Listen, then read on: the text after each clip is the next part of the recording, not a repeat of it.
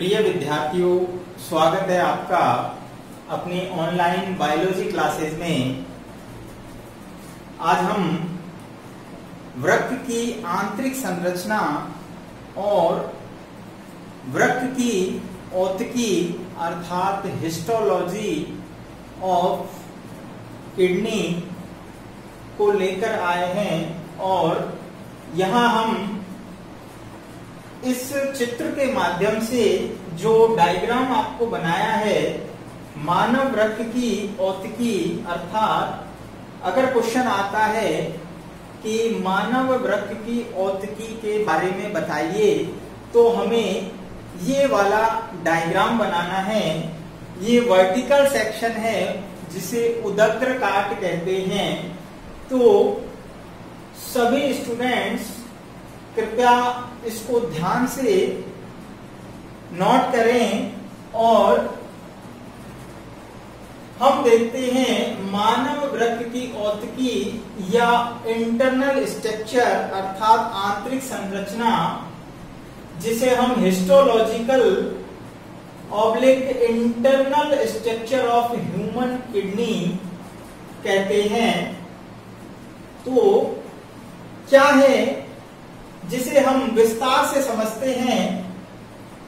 यहाँ हम देखते हैं कि मानव वृक्क को जब हम उदग्र काट में देखते हैं तो इसके बाहर की ओर चारों ओर वृक्क आवरण पाया जाता है, जो कि संयोजी ऊतक का, रेशेदार संयोजी ऊतक का बना होता है, जिसे हम वृक्क संपुट भी कहते हैं, जिसे हम वृक्क संपुट रिनल कैप्सूल भी कहते हैं। वृक्क को हम अध्ययन की सुविधा की दृष्टि से दो भागों में डिवाइड करते हैं, या हम ये कह सकते हैं कि वृक्क के दो भाग दिखाई देते हैं। एक बाहरी भाग होता है आउट सरफेस वाला, जबकि दूसरा आंतरिक भाग होता है। बाहरी भाग जिसे बाह्य भाग कहते हैं वो कॉर्टेक्स या वल्कुट कहलाता है, जबकि आंतरिक भाग मध्यांश या मेडुला कहलाता है। बाह्य भाग कॉर्टेक्स, जैसा कि यहाँ नजर आ रहा है, ये बाह्य भाग कॉर्टेक्स होता है। ये बाह्य भाग कॉर्टेक्स है जिसमें दानेदार ये वृक्क नलिकाओं के जिसे हम मेलपिगियन कोष कहते हैं वो भाग उपस्थित होते हैं, इसलिए ये गहरा दानेदार दिखाई देता है। साथ ही साथ कॉर्टेक्स भाग के कुछ हिस्से मध्यांश में धंस जाते हैं अंदर की ओर। ये देखिए, मध्यांश में अंदर की ओर धंस जाते हैं। इन धंसे हुए भागों को बर्टनी के वृक्क स्तंभ कहते हैं। बर्टनी के वृक्क स्तंभ, बर्टनी साइंटिस्ट का नाम है जिसने इनके बारे में बताया। तो ये कॉर्टेक्स के भाग मध्यांश में धंसे रहते हैं, जिन्हें बर्टनी के वृक्क स्तंभ कहते हैं। साथ ही साथ आंतरिक भाग की बात करते हैं जिसे मध्यांश या मेडुला कहते हैं। विद्यार्थियों, मेडुला जो भाग है वो अंदर की ओर गहरे रंग का दिखाई देता है और यहाँ पर आपको ये पिरामिड के समान उभार दिखाई देते हैं।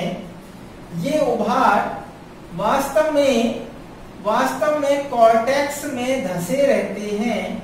ये मध्यांश के वो भाग हैं जो पिरामिड के समान होकर और कॉर्टेक्स में धंस जाते हैं। इन्हें वृक्क पिरामिड कहते हैं।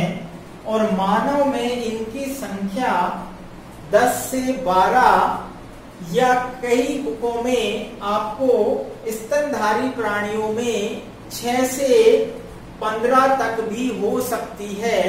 तो यहाँ कंफ्यूज नहीं हो स्टूडेंट्स, ये संख्या वेरी करती है, अलग अलग संख्या में दिखाया गया है। तो यहाँ हमें एवरेजन 10 से 12 लेकर चलना है। प्रत्येक वृक्क के अंदर हम देखते हैं जो पिरामिड है, पिरामिड का पश्च भाग है, वो नुकीला भाग द्रोणी में खुलता है। कहां पर खुलता है? द्रोणी, जिसे पेल्विस भी कहते हैं, अर्थात मूत्रवाहिनी का कीपाकार भाग पेल्विस। वहां पर प्रत्येक पिरामिड के पश्च भाग को खोल दिया जाता है, यानी प्रत्येक जो पश्च भाग है वो खुलता है। कहाँ? पेल्विस के अंदर खुलता है। और सभी जितने भी जो वृक्क नलिकाएं, यहाँ पर वृक्क नलिकाएं रक्त को छानती हैं, तो सारा उत्सर्जित पदार्थ अर्थात यूरिन मूत्रवाहिनी में छोड़ दिया जाता है। नेक्स्ट हम बात करते हैं प्रत्येक वृक्क में, जो सबसे इंपॉर्टेंट नोट करने वाली बात है, जिसे हम आगे पढ़ेंगे। प्रत्येक वृक्क में लगभग 10 लाख छोटी छोटी वृक्क नलिकाएं, जिन्हें यूरेनिफेरस ट्यूब्यूल अर्थात वृक्क नलिकाएं, वृक्काणु या नेफ्रॉन कहते हैं। ये नेफ्रॉन वृक्क की संरचनात्मक और क्रियात्मक इकाई होती हैं, अर्थात structural and functional unit of kidney. तो यहाँ दोनों वृक्कों में मिलाकर लगभग 20 लाख नेफ्रॉन होती हैं। ये देखिए छोटी छोटी वृक्क नलिकाएं यहाँ पर दिखाई गई हैं, जिनकी अग्रभाग जो कि मेलपीजियन कोश कहलाता है, वो कॉर्टेक्स भाग में होता है, जबकि संग्राहक नलिका मध्यांश भाग में होती है, जिसकी चर्चा हम अगली वीडियो में वृक्क नलिका की संरचना में पढ़ेंगे। तो यहाँ वृक्क की औतकी स्पष्ट समझ में आ रही है। साथ ही साथ यहाँ वृक्क धमनी जो है रक्त को लेकर वृक्क में आती है, जबकि वृक्क शिरा, जिसे हम रीनल वेल कहते हैं, वृक्क धमनी को रीनल आर्टरी कहते हैं। तो वृक्क शिरा रक्त को लेकर जाती है। पीछे की ओर जो हाइलम भाग होता है, धसा हुआ भाग हाइलम कहलाता है, जिससे मूत्रवाहिनी निकलती है। इस प्रकार वृक्क की संरचना में हमें मुख्य रूप से 2 भाग दिखाई देते हैं। तो ये स्टूडेंट्स मानव वृक्क की औतकी, जिसे हम आंतरिक संरचना या हिस्टोलॉजी और इंटरनल स्ट्रक्चर कहते हैं। तो नेक्स्ट जो वीडियो हम लेंगे, उसमें हम वृक्क नलिका की संरचना और आगे उसकी कार्यकी के बारे में पढ़ेंगे। तो लगातार आप वीडियो देखते रहिए। मैंने आपसे कहा है कि आपको प्रत्येक पूरे जो अपना सिलेबस है, उसके एक एक टॉपिक क्लियर करवाए जाएंगे। इसलिए आप लगातार अपने वीडियो को देखते रहिए और यहाँ से नोट्स मेंटेन करते रहिए। साथ ही साथ आपको पीडीएफ भी प्रोवाइड कराई जाएगी। तो देखते रहिए। नेक्स्ट वीडियो में मिलते हैं। Thank you.